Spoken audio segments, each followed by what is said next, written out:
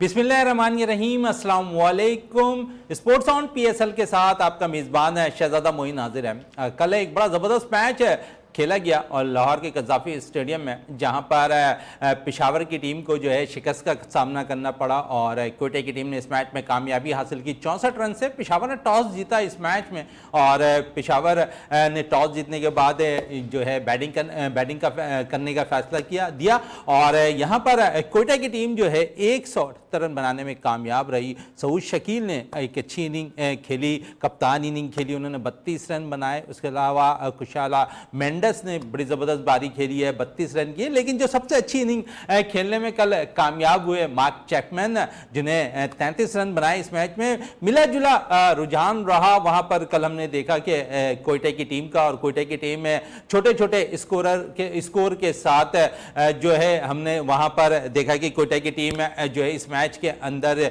जो 178 रन बनाने में कामयाब हुई। ऐसा लग रहा था पेशावर की बैटिंग बड़ी मजबूत है और पेशावर में कप्तान बाबर आजम भी मौजूद थे। उसके अलावा अगर हम देखें तो मोहम्मद हारिस बड़ी ज़बरदस्त बैटिंग कर रहे थे। फिर हुसैन तलत ने अच्छी इनिंग कल खेली है, उस हवाले से भी ज़रूर बात करेंगे आज अपने शो के अंदर। और साथ साथ जो है साइम अयूब से बड़ी उम्मीद थी, साइम भी 2 रन कल बनाने में कामयाब है। मोहम्मद हारिस कुछ अच्छी इनिंग खेलते रहे इस टूर्नामेंट में। कल उन्होंने भी एक छोटी सी इनिंग खेली लेकिन टीम को जिताने में नाकाम रहे।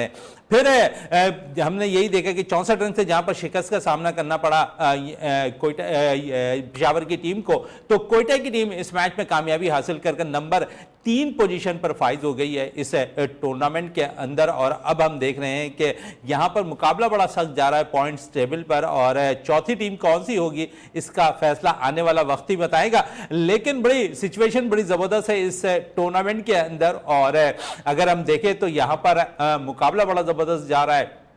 कराची किंग्स की टीम एक पोजीशन पर फाइज है, लाहौर कलंदर्स की टीम इस्लामाबाद इस टूर्नामेंट में अब तक लीड करती दिखाई दे रही है। तो इन सारी सूरताल पे भी बात करेंगे, कल के मैच में भी बात करेंगे। और हमारे साथ इस वक्त जावेद इकबाल भट्टी साहब स्पोर्ट्स एनालिस्ट मौजूद है और जावेद साहब से बात करते हैं कल के मैच के हवाले से। 178 रन स्कोर करने में कामयाब हुई और पेशावर ने टॉस जीता। जावेद साहब बैटिंग देने का फैसला किया उन्होंने यहाँ पर कोयटा को, और कोयटा की टीम की अगर बात करें ना तो कुछ मिला जुला जिस तरह उन्होंने स्कोर किया 179 और किसी ने कोई 50 स्कोर नहीं की, लेकिन सब ने छोटी छोटी पार्टनरशिप लगाई और छोटी छोटी तरीके से हमने देखा कि उन्होंने जो है एक अच्छा स्कोर T20 की क्रिकेट के लिहाज से कर लिया। और 178 रन मैं समझता हूं कि T20 में एक अच्छा स्कोर था। लेकिन यहां पर जिस किस्म की जो उम्मीद थी पेशावर की टीम से, बाबर आजम उस टीम में खेल रहे थे, हुसैन तलत अच्छी फॉर्म में थे, फिर हमने देखा मोहम्मद हारिस अच्छी इनिंग खेल चुके हैं, साइम अयूब अब तक इन्फॉर्म नहीं थे और ऐसा लग रहा था कि कुछ आसानी से ये टारगेट चेज करने में कामयाब हो जाएगी। लेकिन कल कुछ अजीब सा हुआ और इस टूर्नामेंट का मैं समझता बहुत ही आसान फतह हासिल की कल जो है कोयटा की टीम ने। और क्या कहेंगे कोयटा की टीम के हवाले से, कुछ आहिस्ता आहिस्ता जैल होती दिखाई दे रही है कोयटा की टीम। बहुत शुक्रिया मोइन भाई, जिस तरीके से अभी आपने अपने इंट्रो में कहा है कि कोयटा टीम जो है, कोयटा की टीम जो है वो जेल होती नज़र नहीं आ रही बल्कि जेल हो चुकी है। जिस तरीके से उनके प्लेयर्स ने, जैसे अभी आपने कहा कि चैपमैन हो गया, फ़हीम हो गया और फिर सऊद हो गया, इन्होंने जो 33 प्लस की जो 3 और 4 प्लेयर ने इनिंग्स खेली हैं तो स्कोर समझो 180 की तरफ चला गया। अगर कोई प्लेयर 130 से अगर अबव जाता, 40-45 पे जाता तो यही स्कोर 200 पे लग सकता था। लेकिन कोयटा की टीम कल जिस तरीके से उन्होंने अपनी बैटिंग की और फिर उसके बाद जो फील्डिंग में उन्होंने और जो अपनी बॉलिंग में जो रिदम पकड़ा है वो कंटिन्यू, जो कराची किंग्स के खिलाफ जो है उन्होंने एक रिदम पकड़ा था बॉलिंग का, वही रिदम जो है कोयटा का अभी तक नज़र आ रहा है। और कल पेशावर की टीम ने टॉस ज़रूर जीत दिया लेकिन वो मैच में नहीं आ सकी। टॉस जीतने के बाद उन्होंने जो कोयटा की टीम को बैटिंग दी और फिर कल सोने पे सो गए। देखिए विकेट जो कल थी उस पर डबल पेस हो रहा था, बॉल एकदम अनइवन उठ भी रहा था और बैठ भी रहा था। वहाँ जो है कोयटा के बैट्समैनों ने जो है बिल्कुल आला हिकमत अमली, और जो उनका स्टाफ बैठा हुआ था, जैसे रिचर्ड बैठे हुए थे पीछे, आजम खान बैठे हुए थे और कोचिंग स्टाफ बैठा हुआ था, उन्होंने अपने प्लेयर्स को जो प्रिपेयर करके भेजा था, उन्होंने अपने प्लान के मुताबिक बैटिंग की और स्कोर जो है 178 लग गया।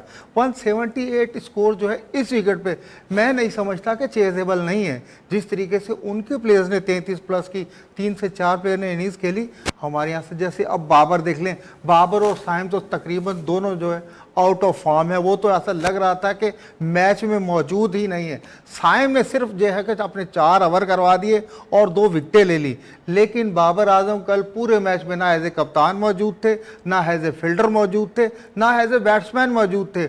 आप देखेंगे कि बाबर आजम से जो इर्द गिर्द से बाउंड्रियां जा रही थी, वो तो अलग, बाबर आजम के हाथों से भी जो बाउंड्रियां हैं वो मिस फील्ड की सूरत में कोयटा ग्लेडिएटर को मिल रही थी। मिस फील्डिंग हो रही थी और हमें भुगतना पड़ा यहाँ पर पेशावर की टीम को। कल के मैच में शिकस्त हुई, लेकिन बेसिक वजह अगर हम देखें ना, तो कल के मैच के हवाले से जावेद साहब ऐसा लग रहा था कि पावर प्ले का इस्तेमाल अच्छा नहीं किया कल पेशावर ज़ल्मी ने। और कल की अगर पेशावर ज़ल्मी की मैं बात करूं तो इस टूर्नामेंट में अब तक पावर प्ले का जो सबसे अच्छा इस्तेमाल है ना, तो वो जो है अगर हम देखें तो बड़ी ज़बरदस्त कारकर्दगी रही है दीगर टीमों की। लेकिन पेशावर ज़ल्मी कल भी पावर प्ले के अंदर हमने देखा कि सिर्फ और सिर्फ जो है 43 रन बनाने में कामयाब रही। जबकि दूसरी तरफ अगर हम देखें तो कोयटा की टीम ने इसी पावर प्ले में 67 रन स्कोर किए हुए हैं। लेकिन इससे बरअक्स जो टीम इस टूर्नामेंट में सबसे निचले और 6ठे नंबर पर पोजीशन पर फाइज है, मुल्तान सुल्तान, उसने पावर प्ले का इस्तेमाल जो है ना अब तक सबसे अच्छा किया है। 69 रन जो है उन्होंने पावर प्ले के अंदर सबसे ज्यादा बनाए हैं। दूसरे नंबर पर अगर हम देखें तो कोयटा की टीम आ गई कल, जिस तरह उन्होंने 67 रन बनाए।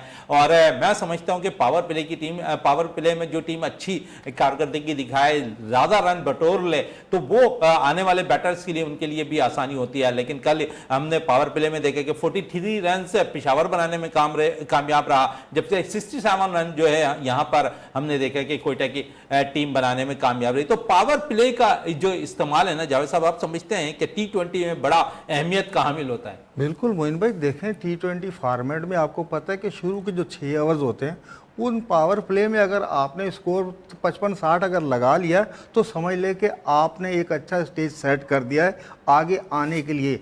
मकसद 180-190 की तरफ जा रहे हैं आप, अगर आप ये स्टेज सेट कर सकते हैं। अभी जैसे आपने पेशावर की बात की, तो पेशावर इससे पहले भी पावर प्ले में वह 27 रन बना चुकी है, और फिर कल जो 43 रन तो ज़रूर बना लिए थे, लेकिन उनके 5 बेहतरीन प्लेयर थे वो डगआउट में जाकर बैठ चुके थे। तो यही होता है T20 के जो 4 फॉर्मेट होती है, 5-5 ओवर के जो स्पेल होते हैं, इनमें बहुत कुछ सोचना पड़ता है। और जिस प्लान की बेहतरीन जो है वो करता है प्लानिंग, वो अगर कप्तान की चल जाए तो समझ लें कि वो कामयाब हो गया। और जो कप्तान वो बेहतरीन पावर प्ले की प्लानिंग नहीं कर सकता है तो उसकी टीम एक्सपोज हो जाती है। जिस तरीके से बाबर जो है 2 से 3 मरतबा टूर्नामेंट में हो चुके हैं। और 2 टीमों के हवाले से जरूर बात करूंगा जावेद साहब कि मुझे ऐसा लग रहा है कि 2 टीमें बहुत ज़्यादा एक्सपोज हो गई हैं, और उसमें मुल्तान सुल्तान शामिल है, उसमें पेशावर ज़ल्मी शामिल है, और दोनों बड़े नाम इसमें खेल रहे हैं, बड़े पाकिस्तानी प्लेयर्स खेल रहे हैं। लेकिन हम देख रहे हैं कि दोनों टीम इस पाकिस्तान सुपर लीग में अच्छी कारकर्दगी का मुजाहरा नहीं कर पा रही है। तो क्या आप समझते हैं कि जो 4 शहरों में मुंतकिल हुआ है, वहाँ के एडजस्टमेंट अब तक ये टीमें नहीं कर पा रही हैं? कुछ अपने मैचेस भी हम देख रहे हैं कि वो अपने होम ग्राउंड पे खेल रही है, लेकिन फिर भी कामयाबी उनको नसीब नहीं हो रही। नहीं मोइन भाई, असल मसला ये नहीं है कि वहाँ एडजस्ट नहीं हो पा रही टीमें। असल मसला ये है कि उनका कम्बिनेशन जो है टीमों का वो बन नहीं पा रहा, जो विनिंग कम्बिनेशन। अब देखिए, इसकी ताज़ा मिसाल आप देख लें कि इस्लामाबाद यूनाइटेड जो है, उनका ऐसा विनिंग कम्बिनेशन बन गया है कि वो अनबीटन आ रही है, 6 के 6 मैचेस जीती हुई है। और अब दूसरी टीमें हैं, कोयटा का पहले 2 मैचेस में कम्बिनेशन नहीं बन पा रहा था, लेकिन अब कोयटा का जैसे ही कम्बिनेशन बना है तो लग ये रहा है कि वो है जीत की राह पे चल निकली है। और ना मुल्तान सुल्तान का बन रहा है, ना कराची किंग्स का बन रहा है। इवन के लाहौर कलंदर का भी विनिंग कॉम्बिनेशन जो है वो अभी भी सामने नहीं है। गो कि उन्होंने जो पॉइंट तो 6 हासिल कर रखे हैं, लेकिन अब असल जो पॉइंट्स की दौड़ है अब शुरू होगी। लग यही रहा है कि अब जो है कोयटा, कराची, ये कोयटा हो गया, पेशावर हो गया, कराची हो गया और लाहौर कलंदर, इन 4 टीमों के दरमियान जो है ना बहुत ही ज़्यादा क्लोज जो है मैचेस होंगे। और अब इस टूर्नामेंट में अब वो टाइम भी आने वाला है कि एक दूसरे के रिजल्ट का इंतजार भी करना पड़ेगा कि अगर वो जीत जाती तो ये आ जाती, ये जीत जाती तो वो आ जाती। अब टूर्नामेंट जो इस मरहले की तरफ गामजन हो गया है। चलें इस मरहले की तरफ गामजन हो गया कि अब जो टीमें अच्छी कारकर्दगी दिखाएंगी वो पॉइंट्स टेबल पर होती दिखाई देंगी। इस्लामाबाद यूनाइटेड इस वक्त टॉप पोजीशन पर फाइज है। इस पर मजीद और बात करेंगे कि इस्लामाबाद की टीम क्यों इस टूर्नामेंट में इसी तरह जेल नज़र आ रही है जिस तरह PSL 9 में नज़र आती हुई दिखाई दे रही थी। इस पर क्या ब्रेक के लिए कहा जा रहा है, ब्रेक से वापस आते हैं तो गुफ्तगू।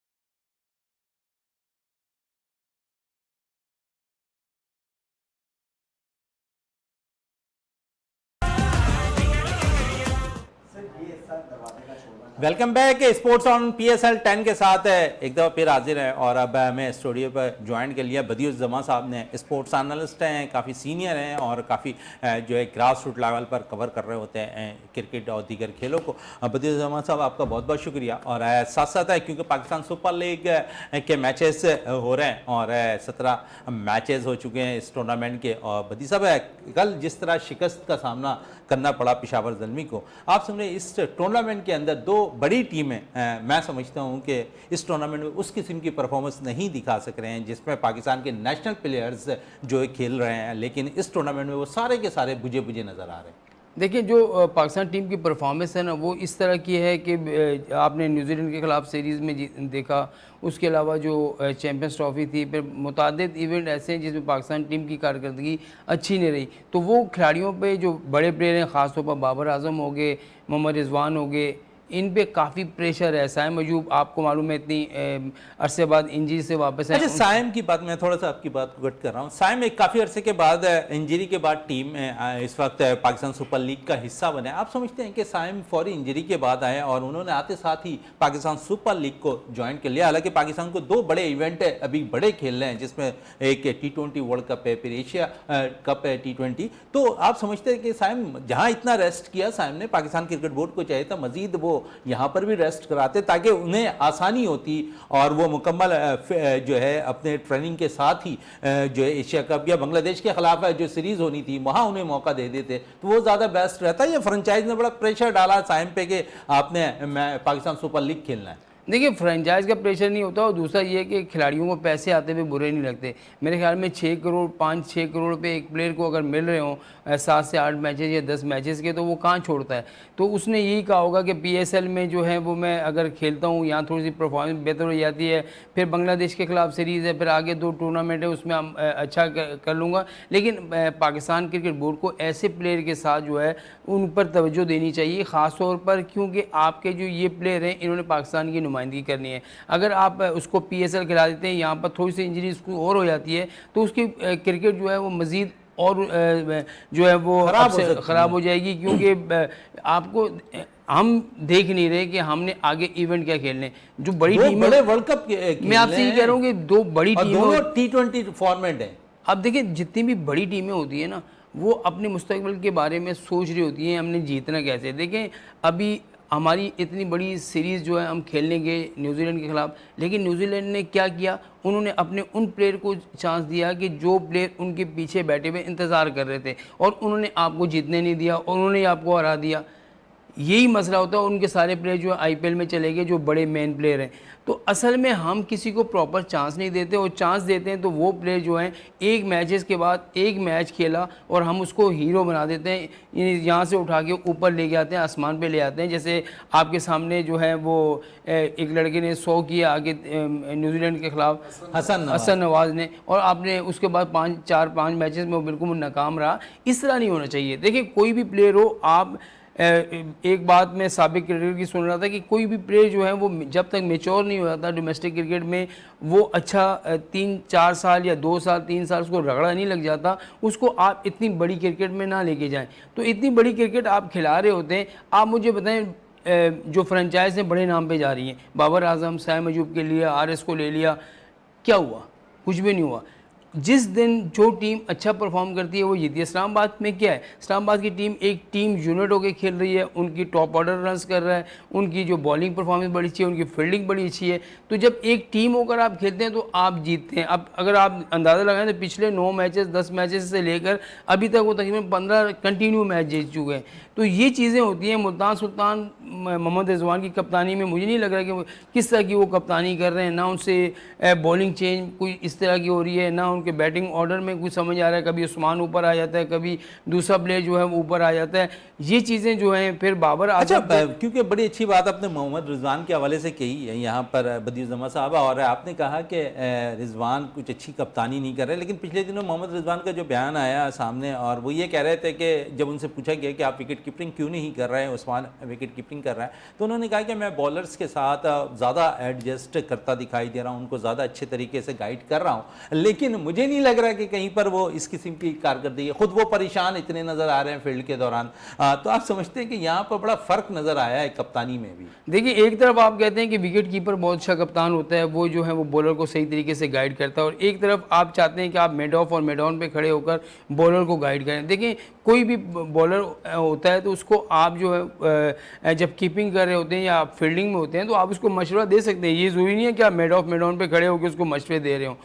असल मसला ये होता है कि आपकी कप्तानी कैसी है, आपने बॉलिंग कैसे चेंज करनी है, आपने बैटिंग ऑर्डर कैसे भेजना है, आपको कैसे टीम को लेके चलना है। वो इस इवेंट में मुझे उनका नज़र नहीं आया। और मेरे ख्याल में पाकिस्तान सुपर लीग 10 जो है ना, पिछले जो 9 सीज़न को अलग कर दें और इस सीज़न को अलग कर दें, मेरे ख्याल में ये मुझे तो लग रहा है कि पाकिस्तान क्रिकेट बोर्ड ने ना फ्रेंचाइज में इसने कोई काम नहीं किया। पिछली याद होगा आपको जब हम नेशनल स्टेडियम कराची में इवेंट कवर कर रहे थे तो हर तरफ शहर में पता चल रहा था यार PSL हो रहा है, लेकिन इस मतलब आप मुझे बताएं कि चल रहा है पता है कि PSL हो रहा है। बड़ी अच्छी बात की कि अगर आपके अपने शहर में कोई इवेंट बड़ा हो रहा है तो उसकी थोड़ी सी पब्लिसिटी होनी चाहिए थी। और हम देखते थे माजी में कि मुख्तलिफ शाहराहों पर बड़ी बड़ी डिजिटल स्क्रीन लगाई जाती थी, वहाँ पर कुछ पब्लिक से जो है जहाँ जिन्हें टाइम नहीं होता था स्टेडियम तक जाने का या वो रास्ते पर ट्रैवल कर रहे होते थे, वो उससे डिजिटल स्क्रीन पर मैच देख रहा करते थे। वहाँ रश सा एक समा होता था और मुख्तलिफ मीडिया के नुमाइंदे स्टेडियम के साथ साथ हम देखते थे उन जगहों पे भी कवरेज करते हुए दिखाई दे रहे थे। लेकिन ये सब चीज़ें ख़त्म हुआ शहर से और रौनकें ऐसी ख़त्म हुई कि स्टेडियम तक हमारा भरता दिखाई नहीं दिया। इस पर फिर कभी बात करेंगे, कल के मैच में वापस आते हैं और जावेद इकबाल भट्टी की तरफ आते हैं। जावेद साहब, कहाँ गलतियाँ करती दिखाई दी पेशावर ज़ल्मी की टीम, और ऐसा लगता है जिस तरह मैंने अभी कुछ देर कबल कहा था कि पावर प्ले का इस्तेमाल वो सही नहीं कर पाया, लेकिन 3 बड़े बैटर्स, अगर मैं कहूँ साइम जिस तरह फॉर्म में थे, फॉर्म में नहीं आ पा रहे, बाबर फॉर्म में नहीं आ रहे, मोहम्मद हारिस उस किस्म की कारकर्दगी नहीं दिखा रहे, लेकिन इस टीम के अंदर मैं देख रहा हूँ कि थोड़ा सा मिडिल ऑर्डर पर हुसैन तलत कुछ मजामत करते हुए ज़रूर दिखाई दे रहे हैं। क्या कहेंगे, क्योंकि हमारा अभी नेशनल टीम के लिए बड़ा फुकदान है कि इस टीम के अंदर जो है हम देख रहे हैं कि मिडिल ऑर्डर पर भी कोई हमारे पास ऐसा कोई बैटर नहीं है जो हाई हिटर के तौर पर आए। अब्दुल समद भी इस टीम का हिस्सा है लेकिन वो भी नाकाम दिखाई दे रहे हैं। जी मोइन भाई, देखिए अगर आप गलतियों की बात करेंगे ज़ुल्मी की, तो देखिए गलतियां तो उन्होंने जैसे ही टॉस हुआ था वहीं से शुरू कर दी थी, जब आपने कोयटा को पहले बैटिंग की दावत दी और जिस तरीके से आपकी बॉलिंग थी, आपके पास ना कोई फील्ड थी ना कोई आपके पास प्लान था, जिस तरीके के कोयटा के बैट्समैन खेल रहे थे। और जैसे मैंने पहले कहा कि बाबर आजम कल ना सिर्फ एज ए कप्तान, एज ए बैट्समैन और जो फील्ड में फील्डिंग करनी होती उसमें भी बुरी तरह नाकाम नज़र आ रहे थे। उनके हाथों से जो बाउंड्रीज निकल रही थी और उनके बॉलर्स को कोई लाइन और लेंथ नहीं थी, बस आ रहे थे और बॉल करा रहे थे। अली रज़ा इतना अच्छा बॉलर है लेकिन आप उसे भी इस्तेमाल नहीं कर पा रहे कि उसे कब इस्तेमाल करना है। तो इन सारी चीज़ों को, और फिर जब बाबर आजम और साइम ये दोनों जब परफॉर्म नहीं करेंगे, फिर नीचे से साइम के बाद हारिस आ रहा है वो भी परफॉर्म नहीं कर रहा है, तो विकेट पे सिर्फ तलत ही रह गया था। वो तलत तंतना तो मैच नहीं जितवा सकता। आपकी ना सिर्फ टॉप ऑर्डर ज़ुल्मी की जो है मिडिल ऑर्डर भी बुरी तरह नाकाम नज़र आ रही है। सिर्फ 1 से 2 प्लेयर है जो इसमें अच्छी नहीं खेल पा रहे हैं, उनमें हारिस है या तलत है, या बाबर ने 1 50 कर दिए और 40 कर दिए, और तो नीचे से कोई स्कोर उनकी तरफ से कोई बैट्समैन नहीं कर रहा।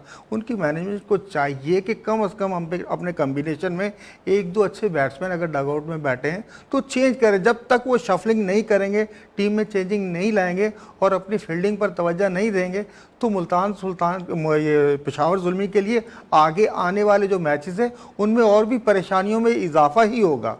चलें, इजाफा ही होगा और इस पे मज़ीद और भी बात करेंगे। इजाफे पे थोड़ी सी बात करें बदियुज़्ज़मा साहब आपसे, तो कल एक हमने देखा कि फिर एक शायकीन क्रिकेट को भी शायद उस आउट पे मज़ा आया और जिस तरह मोहम्मद आमिर ने बाबर को एक फिर आउट किया, तो महसूस हो रहे थे शायकीन क्रिकेट दिलचस्पियाँ यही होती हैं क्राउड की कि थोड़ा सा अगर हम गुस्सा दिखा रहे हैं, एग्रेसिव दिखा रहे हैं, तो वहाँ कल मोहम्मद आमिर ने किया और एक दफ़ा फिर बाबर के खिलाफ बरतरी ले ली उन्होंने। देखिए, मोहम्मद आमिर की जहाँ तक आप बात करते हैं, वो एक समझदार बॉलर है।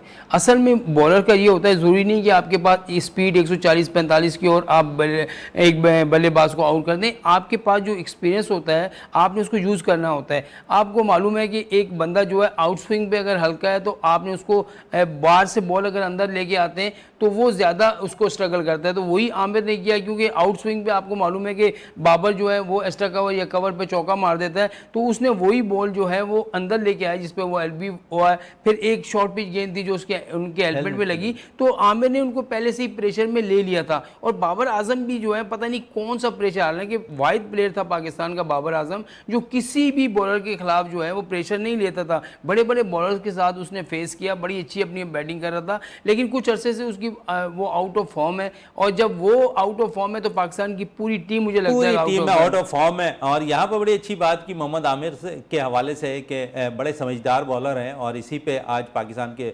सुपर स्टार फास्ट बॉलर और दुनिया के तेज़ तरीन बॉलर शोएब अख्तर ने भी मोहम्मद आमिर के हवाले से सोशल मीडिया पे बयान दिया है कि बड़ा समझदार बॉलर है, वो हर तरीके से बैटर्स को देख रहा होता है कि उसकी कमज़ोरियाँ कहाँ हैं। तो एक लेजेंड है शोएब अख्तर भी मोहम्मद आमिर की तारीफ़ कर रहे हैं और उन्होंने ये भी कहा कि शायद कुछ ज़ातियों की बिना पर शायद ऐसा लगा कि मोहम्मद आमिर लंबे अरसे तक पाकिस्तान को रिप्रेजेंट नहीं कर सके। तो क्या कहेंगे मोहम्मद आमिर से मजीद?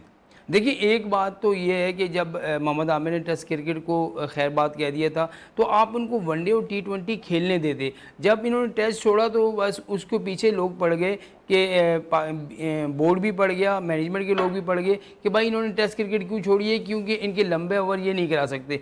ऐसा नहीं होता। देखिए, एक मेरे ख्याल में अगर अब भी आमिर है, उसकी 2 से 3 साल की क्रिकेट एज अ बॉलर अब भी बाकी है। और अभी आपने सुना होगा कि कुछ दिन से पहले उनका जो एक बयान आया, बड़ा वो बयान था कि भाई अगर PSL और IPL एक साथ हो रही होंगी तो वो जाकर IPL को ज्वाइन कर लेंगे, PSL नहीं खेलेंगे। अगर IPL नहीं होती तो PSL खेलेंगे अगर उनको मौका मिलता है। तो मेरे ख्याल में देखिए, एक बॉलर जो होता है उसकी जो बॉलर हमेशा आपको मालूम है कि ज़्यादा लंबा नहीं खेलता, लेकिन एक बॉलर ऐसा है जो आपके पास बड़ा अच्छा परफॉर्म भी कर रहा है, लीग्स में परफॉर्म कर रहा है, T10 में उसने परफॉर्म किया, गैर मुल्की लीग्स में उसने परफॉर्म किया, तो आप उसको मौका दें। ये नहीं PSL में तो भाई फ्रेंचाइज कराची की फ्रेंचाइज हो, कोयटा की फ्रेंचाइज हो, पेशावर की फ्रेंचाइज हो, वो तो प्लेयर की कारकर्दगी देखती है और उससे ले लेती है, चाहे वो पाकिस्तान टीम से खेले या ना खेले। उनको तो अपना प्रोडक्ट चाहिए होती है, उसको वो ले आते हैं। तो मेरे ख्याल में पाकिस्तान जो क्रिकेट बोर्ड पिछले 1-2 साल से मैं देख रहा हूँ कि पाकिस्तान क्रिकेट बोर्ड में ना ही कोई सिलेक्शन कमेटी ऐसी आई है, ना ही आपके पास जो है वो बेहतरीन कोई हेड कोच आया है। जो कोच 2 आए थे आपने उनको जो है सियासत की बीच चढ़ा दिया, और एक कोच जो आए उन्होंने एक नया तजर्बा कर दिया, पंखे लगा दिए विकेटों पे, तो उन्होंने वो पंखे ज़्यादा दिन तक कारामद नहीं रहे। कुछ सीरीज़ तो आप जीत गए, लेकिन उसके बाद वही अशर हुआ जो माजी में पाकिस्तान टीम के साथ होता रहा है। कम से कम दूसरी टीमें ऐसी हैं कि वो फ़ौरन वर्क कर लेती हैं कि आपकी कमज़ोरियाँ कहाँ हैं। वो कमज़ोरियाँ नज़र आईं और उन्होंने वर्क किया और उसके बाद पाकिस्तान टीम को शिकस्त का सामना करना पड़ा। पाकिस्तान सुपर लीग में फ़हीम अशरफ बड़ी अच्छी कारकर्दगी दिखा रहे हैं। कल भी उन्होंने 5 खिलाड़ी को आउट किया है। जावेद इकबाल भट्टी साहब क्या समझते हैं कि ऐसा ऑलराउंडर वसीम जूनियर, फ़हीम अशरफ और भाई अनकरीब हम देख रहे हैं आमिर जमाल भी अच्छी परफॉर्मेंस दे रहे हैं, तो क्या आप समझते हैं कि एक दफ़ा फिर फ़हीम अशरफ पाकिस्तान टीम को रिप्रेजेंट करेंगे जिस तरह भी उन्हें मौका मिला न्यूजीलैंड के ख़िलाफ़ सीरीज़ में? जी मोहन भाई, देखें हर प्लेयर की यही कोशिश होती है कि वो कम बैक करे और दोबारा कौमी टीम का हिस्सा बने। और जिस तरीके से फ़हीम अशरफ को जब आपने टीम में शामिल किया था चैम्पियन ट्रॉफी में दौरा न्यूजीलैंड में, बहुत तनकीद हुई उस प्लेयर पे, बहुत ज़्यादा तनकीद हुई थी कि इसकी तो जगह ही नहीं बनती।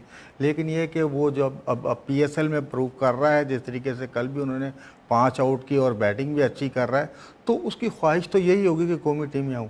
लेकिन जिस तरीके से कौमी टीम में आने के बाद फ़हीम अशरफ का जो किरदार था वो कुछ ख़ास नज़र नहीं आया। कोई अच्छा तासुर नहीं छोड़ कर गया कि बॉलिंग के हिसाब से या बैटिंग बॉलिंग के हिसाब से, तो तमाम ऑलराउंडर्स यही चाह रहे हैं, क्योंकि हमारी टीम को ऑलराउंडर्स की तो ज़ाहिर है बहुत ज़्यादा ज़रूरत है। कोई भी जेन्युइन ऑलराउंडर आपके पास है नहीं, और शाहिद अफरीदी, रज़ाक, अदर महमूद, इनके पास उन जैसा तो कोई प्लेयर अभी तक आया ही नहीं है, और ना ही पाकिस्तान क्रिकेट बोर्ड ने कोई ऐसा प्लेयर प्रोड्यूस किया है। लेकिन यह कि इन प्लेयर्स पे अगर मेहनत की जाए तो आने वाले वक्त में ठीक है, ये भी पाकिस्तान को सर्विस प्रोवाइड कर सकते हैं। लेकिन यह है कि इनकी जो रिदम लगा हुआ है जो PSL में, इसी रिदम से अगर वो आते हैं तो पाकिस्तान क्रिकेट के लिए बहुत अच्छा होगा। ये चले, पाकिस्तान क्रिकेट के लिए बहुत अच्छा होगा, लेकिन पाकिस्तान सुपर लीग में 2 मैचेस रीशेड्यूल हुए हैं, उस पर ज़रूर बात करेंगे बदियुज़्ज़मा साहब से। और मुल्तान की टीम जो इस टूर्नामेंट में अभी तक अच्छी कारकर्दगी का मुजाहरा नहीं कर पा रही है, उनके लिए एक थोड़ा सा मसाइल ये कि 1 मई को जो मैच उनका है वो जो है दिन के औकात में है, और 3 बजे वो मैच होगा कराची किंग्स के ख़िलाफ़। और कराची किंग्स की टीम मुसलसल अच्छा परफॉर्म करती जा रही है पाकिस्तान सुपर लीग के अंदर। कितना बेनिफिट होगा बदियुज़्ज़मा साहब है, क्योंकि दिन के औकात में कराची किंग्स को भी मेरा ख्याल में पहला तजर्बा होगा, वो भी दिन में खेल रही होगी, मुल्तान को भी यही मौका मिलेंगे, लेकिन होम ग्राउंड से हटकर वो लाहौर के कज़ाफ़ी स्टेडियम में मैच खेल रही होगी, रीशेड्यूल मैच। तो यहाँ थोड़ा सा फ़र्क होगा मुल्तान के लिए, क्योंकि अभी तक वो एडजस्ट नहीं हो सकी इस टूर्नामेंट में। देखिए, नाम का होम ग्राउंड की बात कर सकते हैं, क्योंकि पाकिस्तान सुपर लीग में तो ज़्यादातर मैचेस जो हैं आपको पिंडी में देखने को मिल रहे हैं, या फिर लाहौर को में देखने को मिलेंगे। कराची में आपके सामने 5 मैचेस हुए, वहाँ पर कराची ने 5 मैचेस खेले, 3 मैच ये भी मेरे ख्याल में वहाँ पर खेल लेंगे, 2 मैचेस इनके रीशेड्यूल हुए हैं। तो ये चीज़ें काउंट नहीं करती, असल में आपकी काउंट करती है ग्राउंड कैसा भी हो, पिच कैसा भी हो, आपने वो क्रिकेट खेलनी है जो आजकल जो है वो मॉडर्न क्रिकेट चल रही है। हमारे आप देखें ना, लाहौर में क्या रन्स बन रहे हैं, 140 पे टीम मैच जीत रही है, 145 पे टीम मैच जीत रही है। ये T20 क्रिकेट तो ना हुई ना। T20 क्रिकेट का मतलब ये है कि आपने 200 रन्स करने हैं, 225 रन्स करने हैं, फिर चेज़ होने हैं। असल में शायकीन क्रिकेट आपको क्रिकेट ये चीज़ें देखने आते हैं, एंटरटेनमेंट देखने आते हैं, एंटरटेनमेंट देखने आते हैं शायकीन क्रिकेट। और अब तक फीका फीका सा है, कुछ कम स्कोर हो रहे हैं, कुछ चेज़ हो जा रहे हैं, कुछ चेज़ नहीं हो रहे हैं। लेकिन बदियुज़्ज़मा साहब कह रहे हैं कि 200 रन अगर हो और 200 रन हो और वो चेज़ हो, तो शायकीन क्रिकेट को मज़ा दोबारा होता हुआ नजर आएगा पाकिस्तान सुपर लीग 10 का। इस वक्त मुझे ब्रेक के लिए कहा जा रहा है, ब्रेक से वापस आते हैं तो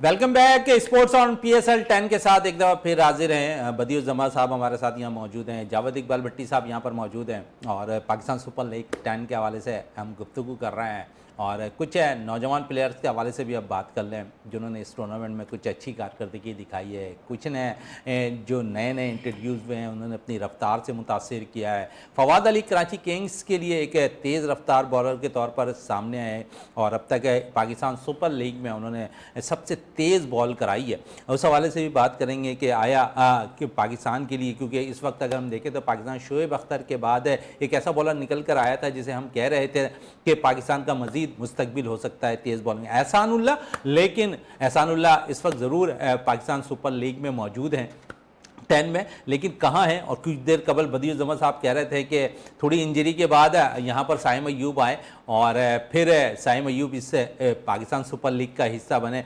लेकिन एहसानुल्लाह जिन्होंने पिछले साल बड़ी अच्छी कारकर्दगी का मुजाहरा किया था पाकिस्तान सुपर लीग के अंदर, वो इस पाकिस्तान सुपर लीग टीम में मौजूद ज़रूर हैं मुख्तलिफ फ्रेंचाइज में, लेकिन उन्हें क्यों नहीं इंट्रोड्यूस किया जा रहा, उन्हें क्यों नहीं खिलाया जा रहा, इस पर भी बात रहेगी।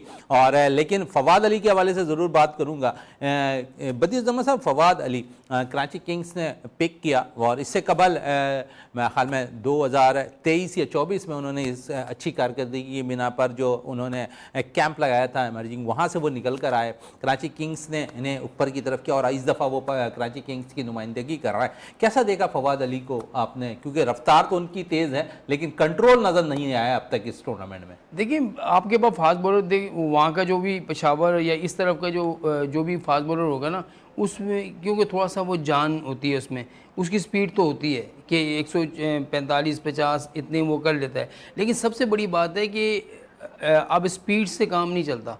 अब स्पीड के साथ आपके पास वेरिएशन होनी चाहिए, उसके अलावा आपको आइडिया होना चाहिए कि मैंने इस स्पीड को इस्तेमाल कैसे करना है। अभी देखिए ना, आरिस रऊफ तो भी 148-50 की स्पीड से गेंद कर रहा है, लेकिन पिछले मैच में आप देखें एक मैच कब 3 ओवर में 64 रन उन्होंने दे दिए। तो ये चीज़ें होती हैं कि जब आप स्पीड के साथ आपके पास इतना कुछ क्वालिटी होनी चाहिए कि जो आपको समझाने वाला सामने कप्तान हो, बोले भाई स्पीड ठीक है, लेकिन आपने बॉल को जो है लाइन और लेंथ से करना है। जब आप लाइन और लेंथ पे गेंद करेंगे तो स्पीड आपकी काम आएगी, वरना अगर आप गेंद को पटकते रहेंगे, बाहर करेंगे, लेग स्टंप पे करेंगे, तो फिर आपको आजकल की जो क्रिकेट है ना, उसमें स्पीड कोई मायने नहीं रखती। और इसी पे मैं बदी जमान से मजीद और भी बात करूंगा। अंडर 19 सतह पर अच्छी कारकर्दगी का मुजाहरा, डोमेस्टिक सीजन में अच्छी कारकर्दगी का मुजाहरा, और पाकिस्तान सुपर लीग में कुछ मैचेस में अच्छी कारकर्दगी का मुजाहरा करने वाले, लेकिन उनके पास स्पीड नहीं है। लेकिन मैं समझता हूँ वेरिएशन बड़ी ज़बरदस्त है उनके पास है। अली रज़ा के हवाले से क्या कहेंगे, जो इस वक्त मैं समझता हूँ कि बड़ी ज़बरदस्त है बॉलिंग कर रहा है इस टूर्नामेंट के अंदर, उसने बड़ी अच्छी बॉलिंग का मुजाहरा भी किया है। तो अली रज़ा अपकमिंग आपको लग रहा है कि पाकिस्तान का फ्यूचर स्टार है? बिल्कुल आप सही कह रहे हैं। देखिए अली रज़ा ऐसा एक फास्ट बॉलर आपके पास आया है कि बिल्कुल उसका जो एक तो रनअप बहुत ज़बरदस्त है, और रनअप के साथ साथ उसकी जो बॉलिंग है वो बड़ी लाइन और लेंथ से और बड़ी बेहतरीन बॉलिंग जो है वो पिच के मुताबिक गेंद कर रहा है। तो मेरे ख्याल में 17 साल की उम्र में अगर इस तरह का लड़का इस तरह की बॉलिंग कर रहा है तो आगे चलकर वो जो है पाकिस्तान टीम के बहुत ज़्यादा काम आने वाले। लेकिन मसला सारा ये है, देखें अगर उसने PSL में अच्छी बॉल कर दी या सब कुछ कर दिया तो एकदम से आप उसको पाकिस्तान टीम में ना लाएं।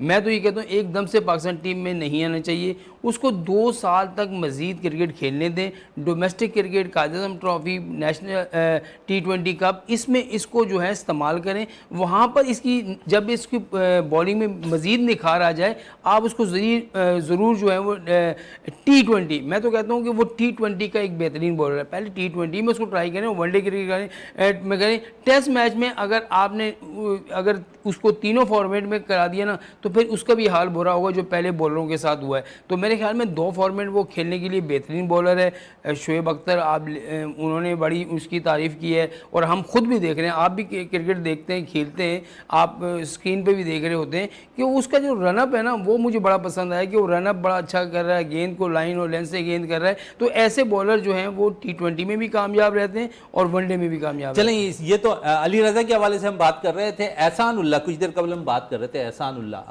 जो एक फ्यूचर हम कह सकते थे, लेकिन इंजरी की बिना पर शायद वो लंबे अरसे तक नहीं खेल पाया। पाकिस्तान है लेकिन अब दोबारा पाकिस्तान सुपर लीग में, तो क्या कहेंगे, हमने अपने बॉलर्स को खुद ज़ाया किया है। आप समझते हैं कि तो तवज्जो नहीं दी जो पाकिस्तान के लंबे अरसे तक खेल सकता था, और आपने भी जितनी अच्छी हाइट थी उसकी है, तो हम समझते हैं कि ऐसी क्रिकेट में जो है, जो T20 क्रिकेट हो या वनडे क्रिकेट में, ऐसे हाइट वाले बॉलर ज़्यादा कारआमद होते हैं।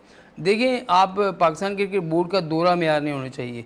यहाँ पर दोहरा मेयार ये है कि साइम अयूब को कुछ हुआ तो आपने उसको जो है वो 2 महीनों के लिए इंग्लैंड भेज दिया, वहाँ बेहतरीन डॉक्टर से उसका इलाज कराया, लेकिन वो भी तो पाकिस्तान टीम का फ्यूचर था, वो भी पाकिस्तान टीम के लिए खेलना चाहता था। अगर वो PSL में एक कौमी लीग खेलते हुए वो ज़ख्मी हुआ है, इंजरी का शिकार हुआ है, तो आपने उसको बिल्कुल तनहा छोड़ दिया, वो अपना इलाज खुद कराता रहा। उसके बाद उसको इतना दिल बर्दाश्त हुआ कि उसने क्रिकेट ही छोड़ दी। तो असल मसला ये है कि खिलाड़ी का दिल टूट जाता है कि मैं इतनी मेहनत कर रहा हूँ और दूसरे खिलाड़ी के साथ तो इतना अच्छा कर रहे हैं, उसको हाई परफॉर्मेंस सेंटर में भी उसका रीहैब चल रहा है, उसका बाहर मुल्क में भी रीहैब चल रहा है, लेकिन एक बॉलर जो आपका मुस्तकबिल का बड़ा जबरदस्त स्टार बॉलर था, उसके पास एक तो सबसे बड़ी बात बड़ी थी। उसके बाद देखिए उसमें सबसे बड़ी बात ये थी कि एक तो आपने जैसे कहा दराज होने के साथ साथ उसकी स्पीड भी बहुत अच्छी थी और गेंद लाइन और लेंथ से करता, आउट भी उसने किया। मोहम्मद आसिफ के बाद मुझे जल्द सब आखिरी चंद मिनट रह गए, क्या कहेंगे एहसान उल्लाह के हवाले से? बिल्कुल मोइन भाई, बदी भाई सही कह रहे हैं कि जिस तरीके से हमने ये दोहरा मेयार अपनाया हुआ है कि देखिए वो भी हमारे नेशनल टीम के साथ भी खेल सकता था, और वो कौमी जो हमारी ये मैचेस PSL चल रहे थे वहाँ जो उनके साथ इंजरी हुई और इंजरी के बाद जो कमबैक करना बहुत आसान नहीं होता, लेकिन अफसोस के साथ कहना पड़ रहा है कि पाकिस्तान क्रिकेट बोर्ड ने उस पर तवज्जो नहीं दी। चले, पाकिस्तान क्रिकेट बोर्ड ने तवज्जो नहीं दी और ऐसी तवज्जो देने की जरूरत है हमें, और पाकिस्तान क्रिकेट बोर्ड जितनी तवज्जो देगा अपने प्लेयर्स के ऊपर, इतने अच्छे प्लेयर्स हमें निकलते हुए सामने नजर आएंगे। लेकिन साथ साथ तवज्जो के साथ साथ अगर कोई इंजरी हो जाती है ना तो उसको सपोर्ट जरूर करना चाहिए, जिस तरह साइम को किया तो उसी तरह एहसानुल्लाह के साथ भी वही होना चाहिए था, लेकिन शायद ऐसा होता हुआ दिखाई नहीं दिया। इसी के साथ अपने मेजबान शहजादा मोइन को इजाजत दें।